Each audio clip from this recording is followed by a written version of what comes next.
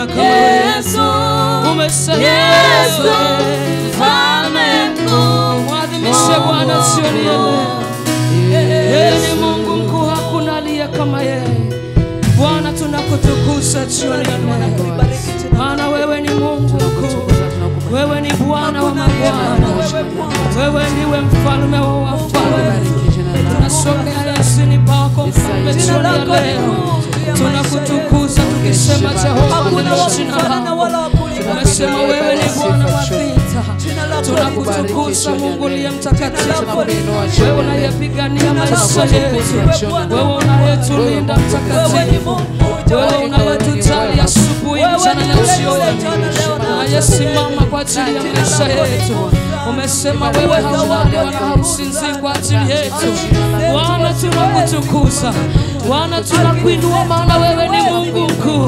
Wewe umejawa na utukufu wa ajabu. Una nguvu za ajabu Mungu wa miungu. Bwana tunakubariki. Tunakurudishia utukufu jioni ya leo. Tunapoketi mbele zako Bwana, uwe pamoja nasi Mungu wa neema. Tunakutukuza na kukuinulia utukufu. Maana ni Mungu mkuu umestahili. Katika jina la Yesu. Umetukuka Bwana wa mabwana. Sema nasi Bwana, tutayari kusikia. Sema nasi, sema nasi Bwana, sema nasi Yawe, tuko tayari kukusikia wewe. Sema nasi, sema nasi Bwana, sema nasi Yesu, tuko tayari mbele zako. Yoye tuko tayari Bwana. Sema nasi Yesu, usitupite Yesu. Jioni ya leo tuko tayari kusikia.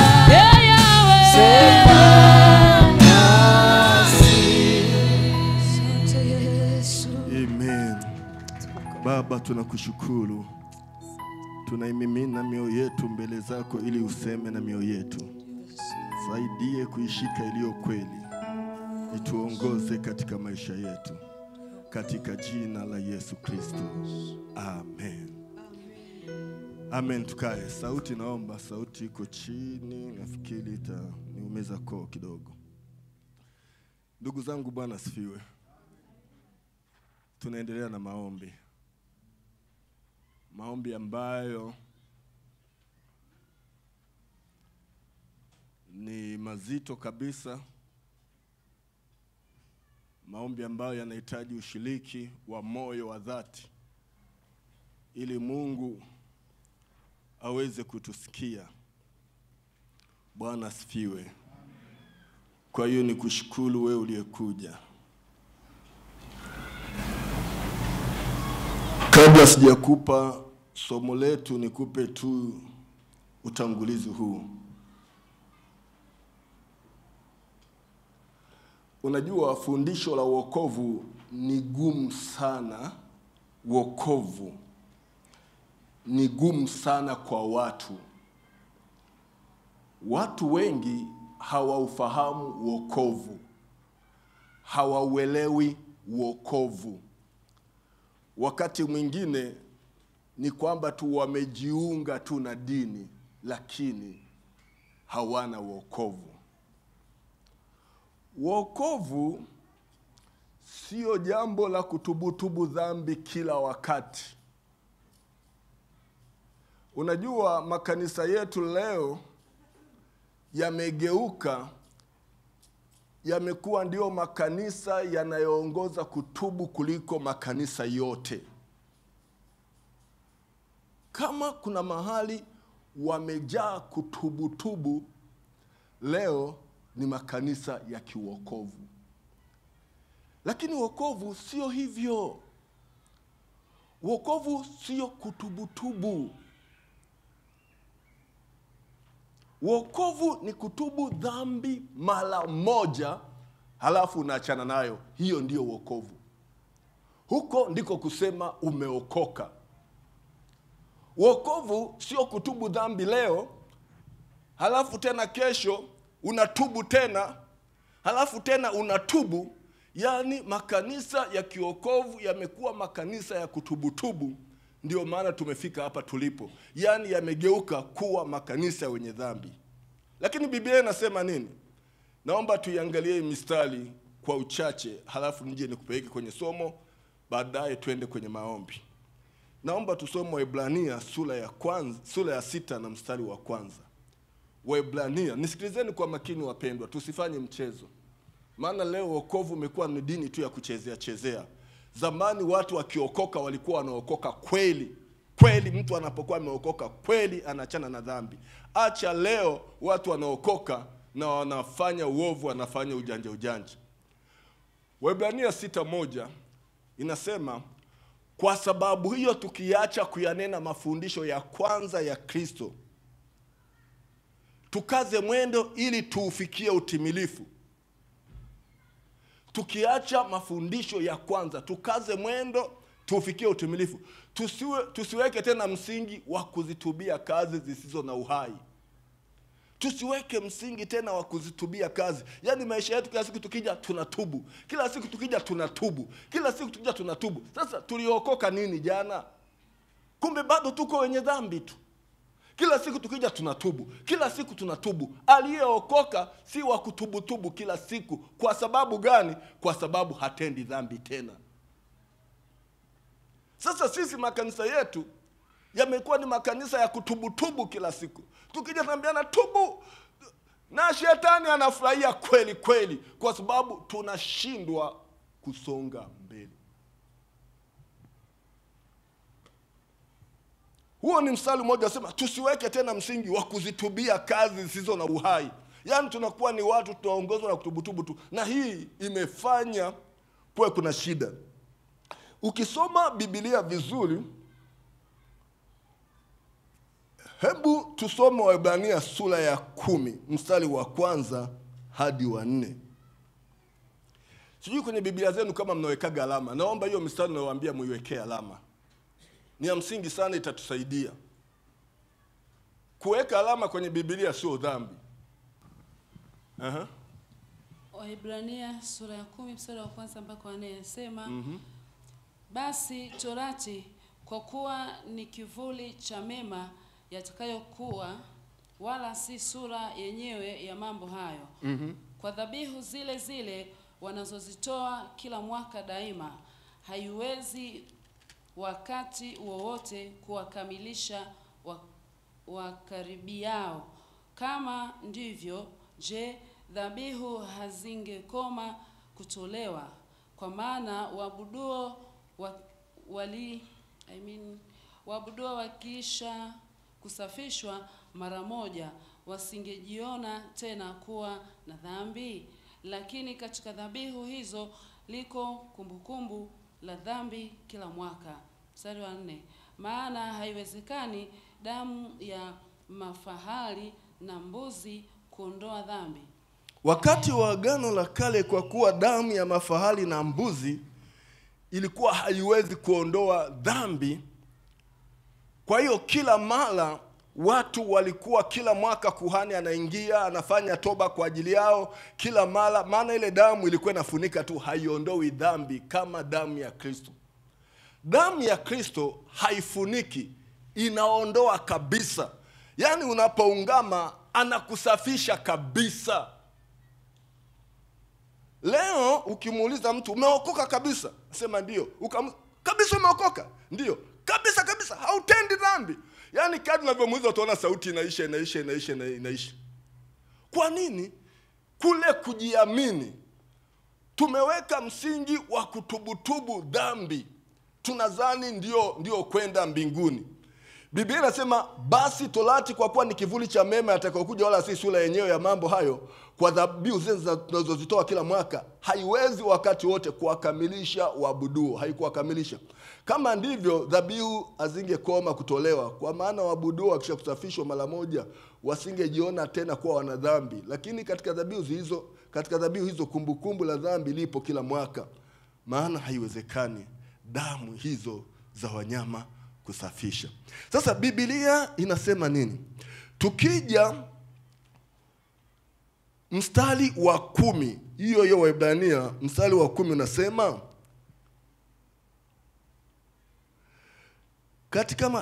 nianzie mstari wa 10. Katika mapenzi hayo mmepata utakaso kwa kutolewa mwili wa Kristo mara moja tu. Katika hayo mmepata utakaso kwa kutolewa mwili wa Kristo mara moja tu. Maana yake kila tunapojenga msingi wa kutubutubu ni kama tunautoa tena mwili wa Kristo, yani tunajenga msingi wa kuwa tunaendelea kuishi katika dhambi. Sasa makanisa ya wokovu kama nilivyosema ndio yanaongoza kutubu kuliko makanisa mengine yote. Na hiyo ya kutubutubu, hiyo kila wakati tunatubu, imefungua mlango, imetoa nafasi ya toba, inafanya tutende dhambi mara kwa mara. Yani watu wamejua ya kwamba ukitubu unasamehewa. Lakini katika wokovu ni kama huwa tunaamini kutubu mara moja. Kwa nini tunaamini kutubu mara moja? Maana Biblia sehemu nyingine inasema hivi,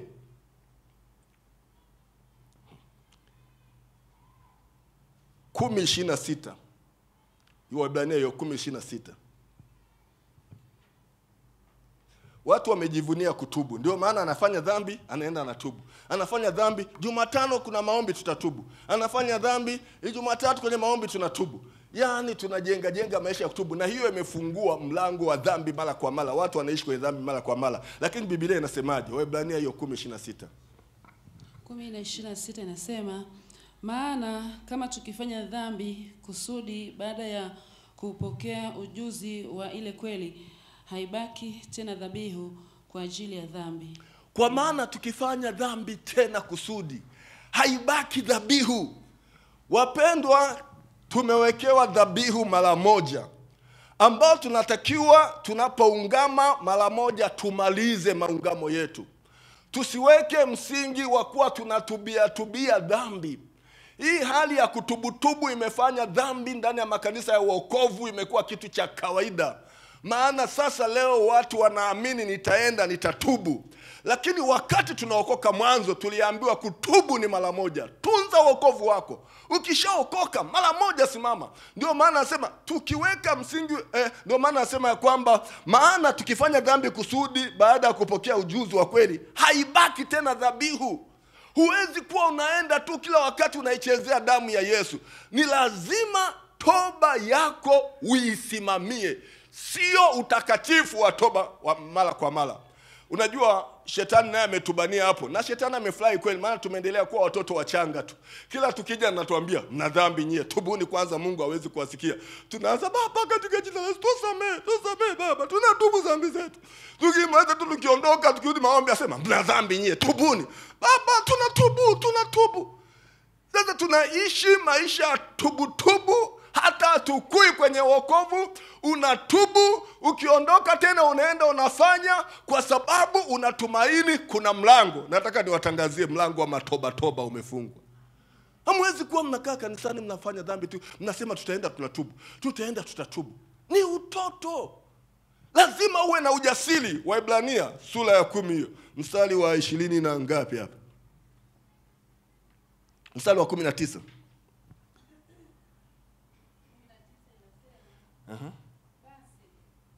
Basi ndugu, kwa kuwa tuna ujasiri wa kupaingia patakatifu kwa damu ya Yesu, njia ile aliyotuanzia, iliyo mpya, iliyo hai, ipitayo katika pazia, yani mwili wake, na kuwa na ukuhani mkuu juu ya nyumba ya Mungu, na tukaribie wenye moyo wa kweli kwa utimilifu wa imani, hali tumejinyunyiza mioyo, tuache dhamiri mbaya, tumeoshwa kwa miili kwa maji safi. Tumeoshwa miili kwa maji safi. 23. Na mlishike sana ungamo la tumaini letu lisigeuke, maana yeye aliahidi ni mwaminifu. Asante, tunaishia hapo. Na tushike sana ungamo la tumaini letu. Kumbuka siku uliyotubu. Hiyo siku waga sio ya kusahau. Kwa nini? Kwa sababu ulitubu kumaanisha kuacha. Sasa leo sisi shetani ametufunga hapo. Leo makanisa fundisho la wokovu limeshindwa kueleweka kwa watu. Kwa hiyo watu wanatubu, wanaokoka, lakini tena wanajiona ni wenye dhambi tena. Na shetani anafurahia kila wakati kutuonyesha wenye dhambi. Tunaposoma kwenye waraka wa Yohana ya kwamba tukisema hatuna dhambi twajidanganya wenyewe. Ile ina maana ya kwamba kila tunapozaliwa tunazaliwa wenye dhambi. Lakini tukiziungama dhambi tunasamehewa. Kama ndivyo, hakuna haja ya kuungama kama hakuna msamaha. Sasa leo makanisa yetu tumeweka msingi wa kutubutubu mpaka hata dhambi imekuwa ya kawaida, kwamba nitatubu, haya kwenye maombi haya tutatubu, halafu tena tukiondoka tena tukikutana Jumatatu tena ya maombi tunatubu, tukikutana tena mkienda nyumbani kwenye maombi unatubu. Tubu. Sivyo wokovu tulivyoupokea. Wokovu tulivyopokea tuliamini ni mara moja. Ukitenda dhambi kusudi, na hii ilitufanya tujilinde sana. Leo kanisani watu wanaishi na dhambi, yani hawaogopi. Si anajua kwamba nikifanya nitatubu, si kifanya nitatubu. Hata akitubu peke yake hapo anajua bado Jumatano na mchungaji atakuwepo, atatuongoza, atatutubisha. Ndugu, mnaweza mkajikuta mnashindwa kwenda mbinguni. Shikeni sana ungamo mnapoungama. Ungamo sio kitu cha kutania, huwezi kumchezea Mungu. Ukiungama ya kwamba nimeacha uzinzi, acha kweli. Ukiungama ya kwamba umeacha dhambi, acha kweli. Mungu ni mwaminifu, anasema tushike sana ungamo letu lisibadilike, maana aliyetuahidi ni mwaminifu. Ndio ile mstari wa 19 anasema, basi kwa kuwa tuna ujasiri wa kuingia patakatifu kwa damu yake, njia aliyotuanzia iliyo mpya, iliyo hai ipitayo katika paziani mwili wake, na kuwa na ukuhani mkuu juu ya nyumba ya Mungu, tukaribie wenye moyo wa kweli na utimilifu wa imani. Ndugu zangu, ninaonya sana juu ya tabia ya dhambi. Hiyo ni dini ya kutubutubu. Wokovu sio hivyo. Mtu aliyeokoka hatendi dhambi, anajilinda, wala yule mwovu hamgusi. Tumerahisisha sana, na leo ndio imetufikisha hapa tunapohangaika. Leo kanisa linahangaika kwa sababu limejaa na mchanganyiko. Lakini ilitakiwa mtu akitubu, anatubu kweli. Nitaka nitangulize hayo, maana yameugusa sana moyo wangu. Wakati mwingine nilipokuwa nikiomba, nikasema hivi, tunafanya nini na Mungu? Je, Mungu anatufurahia kila siku tunatubu tu? Tunaacha lini? Lini tutaacha hizo dhambi? Lini tutaacha hizo dhambi? Na kutubu sio msingi. Tukija kwenye maombi tutasema kwanza tuanze na toba, tujitakase. Unajua sio msingi. Hata Yesu alipofundisha wanafunzi wake kusali, hakuambia anzeni kwanza na toba. Toba ilikuwa ni jambo lilokuja kuingia baadaye. Utusamee kama sisi tunavyowasemea waliotukosea. Lakini kwanza ameanza, Baba yetu uliye mbinguni, jina lako litukuzwe. Huyu ni mtu ambaye moyo wake umeelekea kwa Bwana. Yaani sisi tunabakia tu na kujihukumu tu. Hata sijui kama mwaweza kunielewa sawa sawa, lakini Mungu atatusaidia, tutaelewana. Sasa tuende kwenye somo letu na maombi tunayoendelea nayo. Maombi tunayoendelea nayo, msingi wetu uko kwenye kitabu gani jamani? Kutoka sura ya ngapi? Yaani tuwe watu wazima, mwe mnagundua kitu ya kwamba tumesimamia wapi. Tuko kwenye Kutoka sura ya 32. Sasa leo tunaangalia kinachofanya mwanadamu ashindwe kutembea na Mungu. Kinachosababisha mwanadamu ashindwe kutembea na Mungu. Unajua wanadamu wana dhana yao juu ya uungu. Mwanadamu ana fikira yake juu ya Mungu. Yaani anapenda Mungu awe kama anavyotaka yeye. Hii ndio inayosababisha mwanadamu anashindwa kutembea na Mungu. Mwanadamu ni kama hamkubali Mungu jinsi alivyo, ni kama anataka amtengeneze yeye. Labda aamini Mungu ni mkali sana, hasamehi, au labda aamini Mungu ni mpole sana, hahukumu. Yaani ana Mungu, kila mtu anajaribu kujitengenezea Mungu wake jinsi atakavyo, na hii ndio inaoleta shida. Kwa hiyo dhana ndio inayomtesa. Tuone kitabu cha Kutoka 32 mstari wa 1. Ndio kitabu chetu ambacho kimebeba sana maombi yetu tangu tumeanza. Leo tuende mstari wa 1. Kutoka 32 mstari wa 1 nasema, hata watu walipoona ya kuwa Musa amekawia kushuka, wakakusanyana wakamwendea Haruni wakamwambia, haya, katufanyizie miungu itakayokwenda mbele yetu, kwa maana Musa huyo aliyetutoa katika nchi ya Misri hatujui yaliyompata. Hicho ndicho wanadamu wanapenda, kujifanyia Mungu wanayemtaka wao. Wakamwambia Haruni, tufanyie Mungu. Unajua watu wamejitengenezea Mungu wanayemtaka wao. Na Biblia inasema walipomfanya huyo Mungu waliyemtaka wao, wakashangilia. Wakamwambia Musa, tufanyie Mungu, maana hatujui uko Musa aliyompata. Kwa hiyo wakajifanyia Mungu. Huo ndio moyo wa mwanadamu ulivyo. Watu wanataka, yani wametengeneza Mungu labda ambaye awasamehe tu, yani hata asamehe, yani hivyo. Wengine wanasema Mungu ni mkali. Kwa hiyo wanadhana mbalimbali juu ya Mungu. Lakini shida ni kujifanyia, wakajifanyia. Hebu tusome na Warumi 1:28. Warumi 1:28.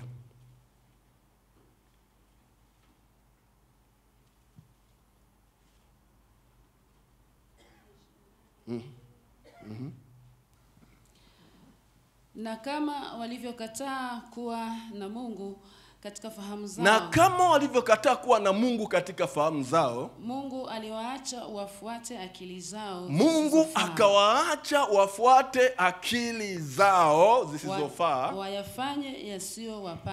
wayafanye yasiyowapasa. Inaishia hapo. Kama walivyokataa kuwa na Mungu katika akili zao, Mungu akawaacha wakajifanyia. Wakamwambia Haruni, tufanyie. Kwa hiyo walipomwambia Haruni tufanyie Mungu tunayemtaka, mwanadamu ni waajabu sana, anamkataa Mungu, halafu anafurahia Mungu anayejifanyia. Turudi kwenye Kutoka 32 mstari wa 4. 32 mstari wa 4.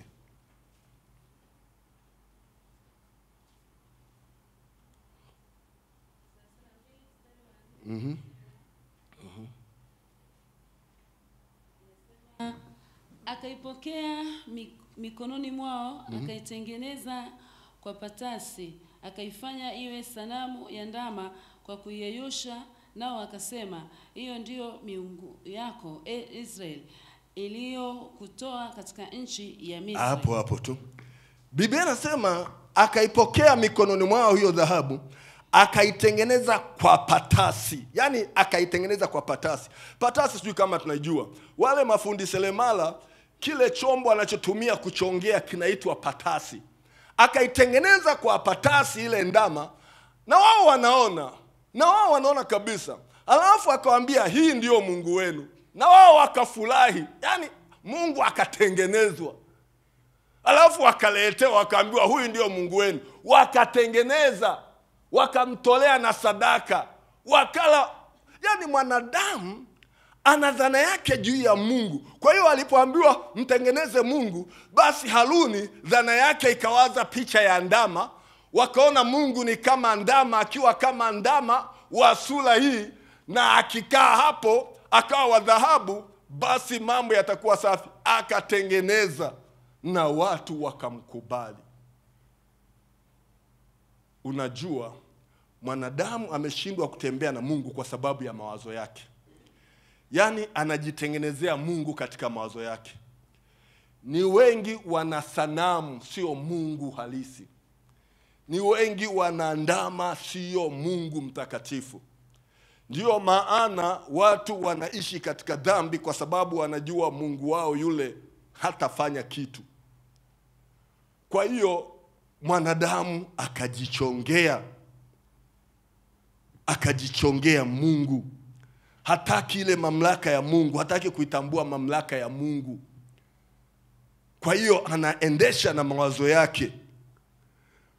Kwa hiyo Mungu alipokuwa amemuita Musa mlimani, na huku wanadamu wakaamua kujichongea sanamu yao, Mungu wao, Mungu akamwambia Musa ashuke aone kinachoendelea. Kutoka sura ya 32 mstari wa 7 na 8.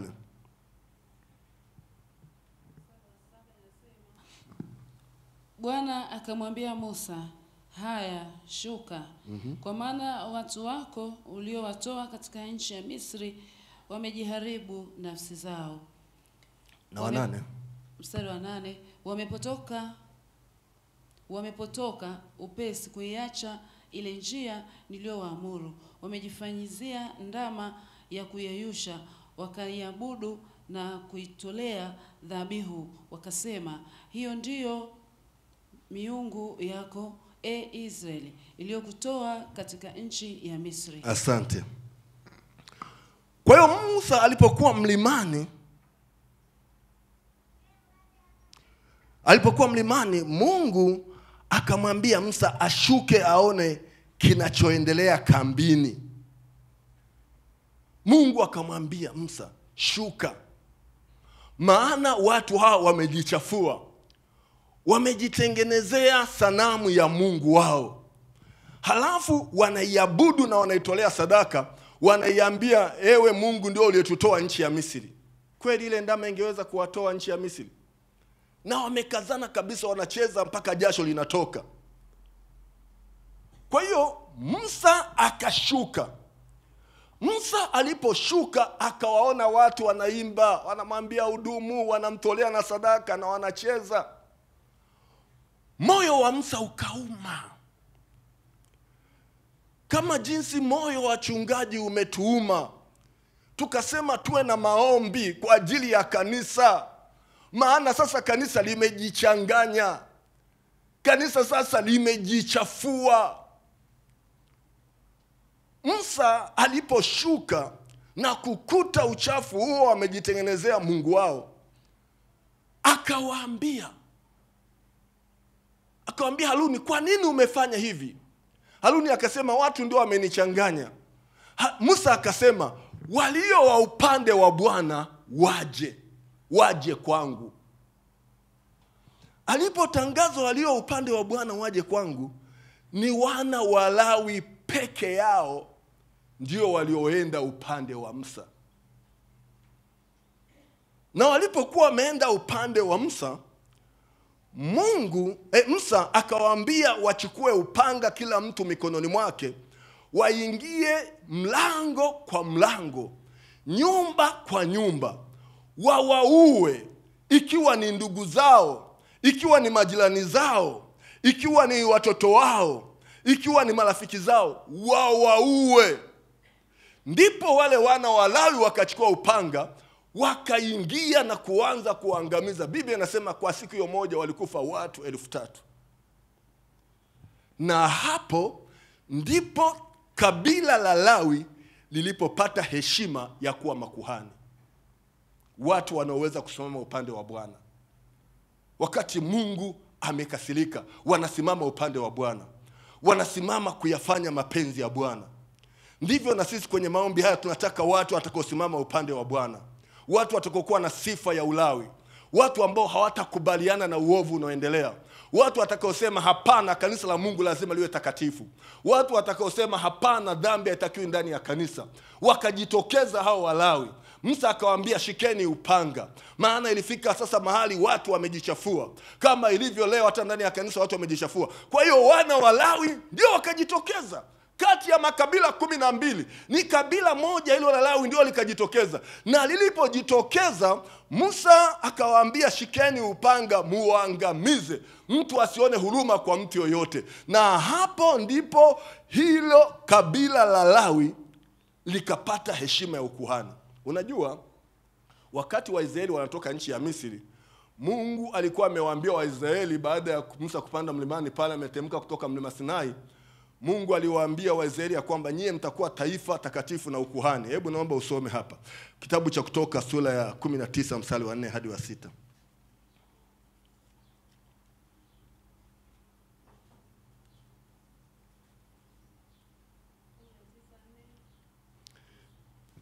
Kumi na 4 hadi 6. Mmeona jinsi nilivyowatendea wa Misri, na Mungu anawaambia sasa Waisraeli kupitia Musa, ninyi juu ya mbawa za tai. Anawaambia, mmeona jinsi nilivyowatendea wa Misri na jinsi nilivyowachukua ninyi juu ya mbawa za tai, nikawaleta ninyi kwangu mimi.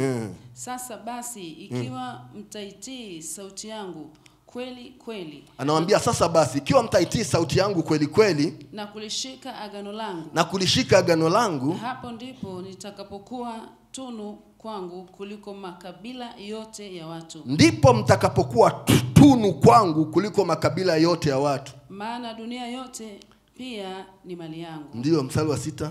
Nanyi mtakuwa kwangu ufalme wa makuhani na taifa takatifu. Haya ndiyo maneno utakayowaambia wana wa Israeli. Mungu anampa Musa maneno ya kuambia Waisraeli.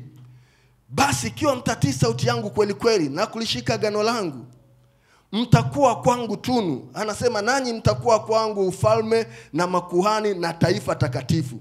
Hayo ndio maneno Musa aliyowaambia. Yaani mpango wa Mungu ilikuwa ni kuyafanya yale makabila au taifa lote la Israeli kuwa makuhani.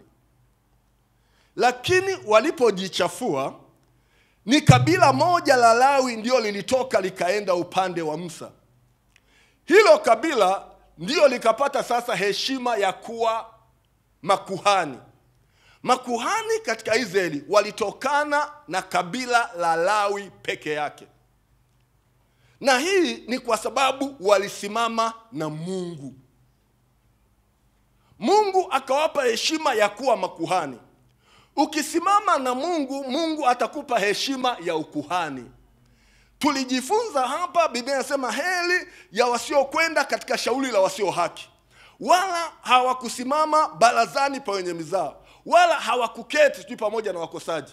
Kwa hiyo ukisimama na Mungu, Mungu anakupa heshima ya ukuhani. Kwa hiyo taifa hili la Lawi likapewa heshima ya ukuhani. Mwanzoni Mungu alikuwa ameliambia ile taifa lote kwamba mtakuwa tunu kwangu, mtakuwa taifa takatifu kwangu, nanyi mtakuwa makuhani wangu. Lakini hapa tunaona walivyojichanganya. Ni kabila la Lawi peke yake likapata heshima hiyo. Kwa nini lilipata heshima hiyo? Ni kwa sababu lilifanya jambo gumu sana. Lilifanya jambo gumu, haikuwa rahisi. Wakati Musa anawaambia ya kwamba kila mtu akamuue ndugu yake, amuue rafiki yake, amuue, unafikiri ilikuwa jambo dogo? Halikuwa jambo dogo, lilikuwa jambo zito. Unaendaje kumuua ndugu yako? Unaendaje kumuua rafiki yako? Lakini kwa sababu ilitoka kwa Mungu na hao watu walikuwa wamekubali kuyatii maagizo ya Mungu, walipoenda kutekeleza, ingawa ni jambo gumu, walipoenda kutekeleza kama Mungu alivyoagiza, Mungu akawapa heshima ya ukuhani. Sisi leo tunatunziana dhambi. Sisi leo tunafanya undugu katika wokovu. Ndugu yangu amefanya dhambi, ninamtunza. Rafiki yangu amefanya dhambi, ninamfichia. Hatujui kwa hali hiyo tunalichafua kanisa. Hatujui kwa hali hiyo tunajitenga mbali na Mungu. yanapofikaga mambo ya Mungu, undugu huwa hausimami. Yanapofikaga mambo ya Mungu, urafiki huwa hausimami. Usifikiri watu hawa wanafanya maagizo hayo bure ni ukatili tu, lakini walikuwa wanatii Mungu. Wakasema, huyu ndugu yangu kwa kuwa amekosa, siwezi kukubali Mungu akosewe, niko tayari kumuua. Kwa hiyo siku ile wakaua watu 23,000, wakawaua ndugu zao, wakawaua marafiki zao, wakaua majirani zao. Mungu akasema, nyie ndiyo makuhani wangu. Sasa sisi tunashirikishana dhambi, tunaungana kwenye dhambi, tuna makundi ya uovu, hatujui kujitenga. Tunapofika mambo ya Mungu, ndugu zangu,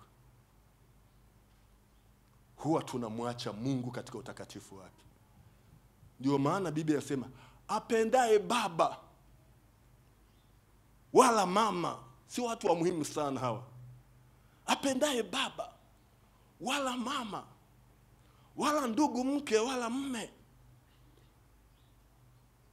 kuliko mimi, huyo hanistahili. Huyo hanistahili. Yesu akasema, sikuja kuleta amani duniani bali upanga. Kama kanisa hatuwezi kukubali kuwakumbatia marafiki ambao wanatupeleka kwenye uovu. Kama kanisa hatuwezi kuendelea kuwaficha ndugu wanaotupeleka kwenye uovu. Hawa Yesu au na Mungu anasema, waondoeni kati yenu. Na hivyo Walawi wakasimama na Mungu akawapa heshima. Haikuwa jambo rahisi. Kuna gharama ililipwa na Walawi. Hiyo 32 mstari wa 28 tusome. Kutoka 32:28.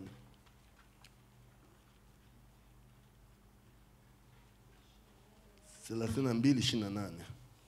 Nasema, na hao wana Walawi wakafanya kama vile alivyosema Musa, wakaanguka siku ile kama watu 3,000. Musa alivyosema, chukueni upanga muangamize, kuna uasi umefanyika. Wana Walawi peke yao ndio wakaenda na wakafanya kama Musa alivyosema. Ni Walawi tu ndio waliweza. Mimi naona hata hapa kanisani tukiomba, nikisema wapatikane makuhani 3 waje wapige hapa, yani watu hawako tayari. Mpaka najiuliza, ndio hao wanaotusumbua. Nafasi 3 ingekuwa ya kugombania. Kila mtu ana wivu na Mungu, anataka angamize hata yeye, hata wawili, hata wangapi. Lakini hapa tukisema watu waje washike, ni kama watu wanajivuta. Uko wapi wivu wa Bwana? Walawi wakafanya kama Musa alivyosema. 32 mstari wa 26 na 27. 26 na 27 inasema, ndipo Musa akasimama katika mlango wa marago, akasema, mtu awaye yote aliye upande wa Bwana na aje kwangu. Wana Walawi wote wakamkusanyikia. Akawaambia, okay. 27. Akawaambia, Bwana Mungu wa Israeli asema hivi, kila mtu na ajifunge upanga wake pajani mwake, akapite huku na huko toka mlango hata mlango. Okay, tuishie hapo tu. Musa akawaambia, aliwaambia watu wote, hakuwaambia Walawi peke yake. Aliwaambia watu wote, jamani, aliye upande wa Bwana aje huku kwangu. Wengine wakasita. Ni Walawi peke yao ndio wakajitokeza.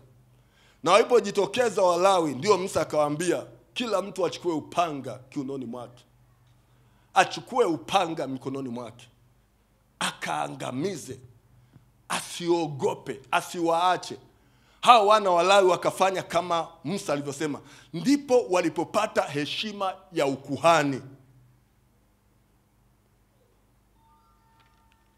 Ndugu zangu, kuona kanisa linachafuka na uovu kiasi hiki lina watu wanaojiingiza, nasi tunashtulia, tunaungana nao, tunachati nao. Ni uasi wa hali ya juu sana. Sasa namalizia, nataka tuende kwenye maombi. Nataka tu uzingatie kwamba maombi haya ni ya muhimu sana. Maombi haya ni ya muhimu sana, na kila mshiriki kanisani kwetu hapa anapaswa kuyashiriki. Kila mshirika wa kanisani hapa anapaswa kuyashiriki maombi haya. Maombi haya sio ya wazee wa kanisa peke yake. Maombi haya sio ya washemasi peke yake. Maombi haya sio ya mtaa wa Nazareth peke yake. Maombi haya sio ya mtaa wa Sayuni peke yake, wala Yerusalemu peke yake. Maombi haya ni ya kila mshirika kanisani, anapaswa kushiriki kwa nguvu zote ili kuondoa uovu uliozoeleka kwenye nyumba ya Mungu, ili kuondoa dhambi na zana ya dhambi inayoendelea kukaa kwenye nyumba ya Mungu. Watu kumekuwa na dhana ya kwamba tunaweza tu tukafanya hivi, tunaweza tu tukainuka. Nimekuwa nikieleza hapa juu ya mfumo wa ubaba kwamba msingi huo umeharibika. Leo watu wanaweza wakainuka tu. Yaani Wakristo wengi leo hawana baba, ni Wakristo hewa. Hawana baba anayesimama mbele yao, wanaweza kusema tunamfuata. Maana kuwa Mkristo ni kuwa mfuasi.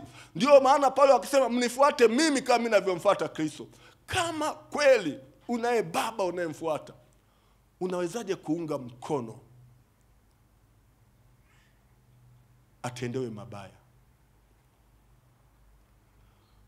Kwa ndugu zangu watakatifu, maombi haya tunapaswa kushiriki kabisa, tena kwa dhati, kwa maumivu. Tuone kanisa linatakasika. Hatuwezi kufurahia uasherati ndani ya kanisa. Watu wanakaa wanafanya uasherati. Hatuwezi kufurahia uzinzi ndani ya kanisa. Watu wanafanya hayo. Na mara nyingi ukiona wale wasiohudhuria maombi, kwanza ndio wanaokutusumbua. Yaani ndio wana mizigo mingi. Wengine ni wagonjwa, lakini ukisema maombi hawaji, huku ni wagonjwa. Wengine ni wazinzi, ukisema maombi hawaji, huku ndio wazinzi, watakiwa waombe Mungu awasaidie.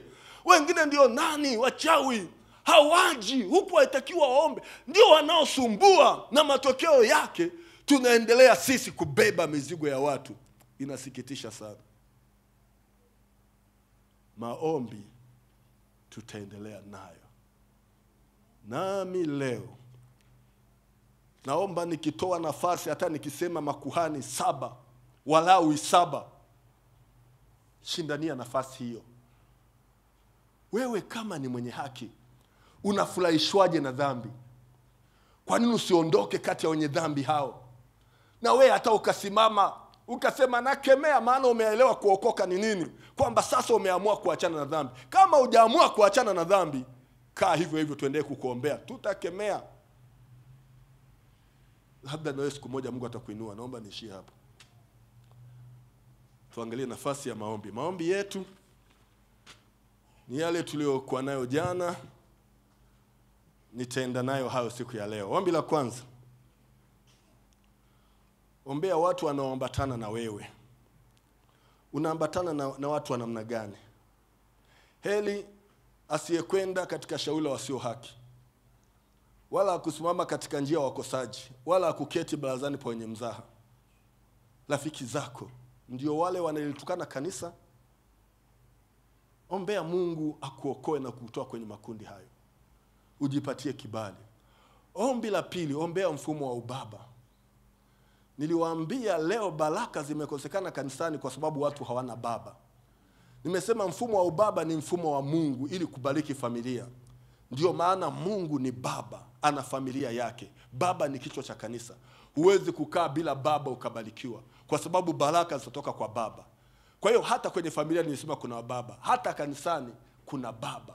Huwezi kukaa kanisani huku unamchukia baba, hauna amani na baba, hautafanikiwa. Nilisema ya kwamba kinachofanya watu wafanikiwe sio mafundisho ya mafanikio. Mafundisho ya mafanikio hayatoshi. Kinachofanya mtu abarikiwe ni kumheshimu baba yake. Mheshimu baba yako na mama yako, ndipo siku zako zitakapokuwa nyingi na utapata uheri. Uheri na baraka zinakuja hivyo. Wale wote wasio na mashindano, wale wasio vulugana, nilisema wana mlango wa kubarikiwa. Lakini mtu anapoanzisha vita na baba, huwezi kufanikiwa. Lakini ukitengeneza heshima kwa baba, baraka zitakuja. Baba lazima atambariki mtoto wake. Hata akisema ubarikiwe kweli, unabarikiwa. Kwa hiyo tutaombea mfumo wa ubaba kanisani. Turudi kwenye ubaba. Mtu mmoja alisema hivi, ni kweli. Ukienda kanisa la Kakobe, kwa Kakobe hawana mafundisho ya tajirika, hawana mafundisho ya pokea. Kakobe hafundishagi pokea. Kakobe anafundishaga sana mambo ya toba, hafundishagi pokea. Lakini akasema kihalisia, ukienda kanisani kwa Kakobe utakuta wamejaa matajiri. Kanisani kwa Kakobe watu ni matajiri, mpaka hata parking huwa hakuna. Yani kwenye ibada ya kwa Kakobe mpaka wanakuweka watu wa kusimama kuelekeza watu wenye magari wapaki wapi, kwa sababu watu ni matajiri. Unajua kwa nini? Kwa sababu kanisa Kakobe limejengwa kwenye msingi wa ubaba. Watu wanamheshimu sana Kakobe. Hata akisafiri mahubiri yake ndio yanawekwa. Mnakuja kanisani mnaona mahubiri ya baba hapa. Nyie mnaweza kukaa na mahubiri ya baba hapa na mnasikiliza. Kwa Kakobe watu wanajua ni baba. Hakuna mtu anayemuasi Kakobe, hata angefanyaje. Ndio maana ukienda kwa Kakobe wanawake wote wamefunga vitambaa. Funika vitambaa, hamna nywele kukaa wazi. Na Mungu amewabariki. Ukienda mle kuna watu wana pesa, sisi hatuna hata pesa na ujuaji wetu hapa. Watu matajiri wanaelewa baba maana yake nini. Tunabakia maskini kwa sababu sisi tunapiga baba, tunapiga wazazi, tuna vita nao, na tunawapongeza watu waovu. Wanasimama wanatukana, hatuna hata wivu. Hata mtu akisimama madhabahuni hapa akaamua kutukana mchungaji, huwezi kuona mkuhani shujaa Mlawi ambebe juu kwa juu amwambie toka. Sisi ndio tunamaliza, hapo umepiga leo, hapo leo muovu na Mungu mkono. Lazima heshima irudi ili tubarikiwe. Hatuwezi kubariki waovu. Mungu hawezi kubariki watu wa aina hiyo. Na nilisema ukianza vita sitofahamu na viongozi, jiandae kushuka. Utashuka afya. Afya itashuka. Utashuka uchumi. Ukishaanzisha vita tuna madhabahu. Kwa sababu utalindwa na nini? Utakuwa salama vipi unapambana na madhabahu? Kwa hiyo hofu ya madhabahu na ya wazazi lazima irejee kanisani. Hatuwezi kuwa tunakaa sasa tunaanza kuongea, baba anaongea na wewe unamjibu. Hatuwezi kufanya hivyo. Kwa hiyo nimetoa mfano wa kanisa kwa Kakobe. Sio kwamba ndio wenye haki sana. Nilisema hivi kwamba hiyo ndio kanuni ya Mungu. Ukiwaheshimu wazazi unabarikiwa. Nilitoa mfano wa Toa Zumaridi. Nenda kwenye kanisa la Zumaridi jinsi wanavyomheshimu. Wanamuita Mungu duniani. Ni mwanamke wanasema, lakini wanamuita mfalme. Wanaheshimu kweli kweli. Zumaridi wakati anaingia hapa kanisani watu wanapiga magoti. Wanafanyaje? Nafikiri nyinyi sijui hamuonaje. Lakini kanisa lile bado limebarikiwa. Je, limebarikiwa kwa sababu wanampenda Mungu? Hapana. Ni kwa sababu Mungu anaangalia kanuni. Ukiitimiza kanuni ya Mungu, ukaheshimu baba yako,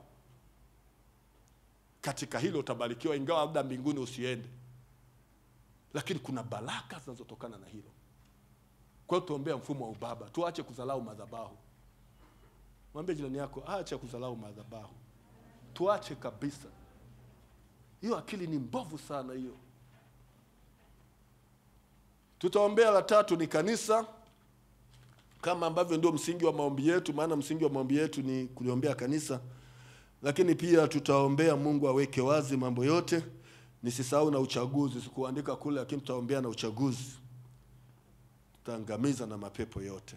Simama.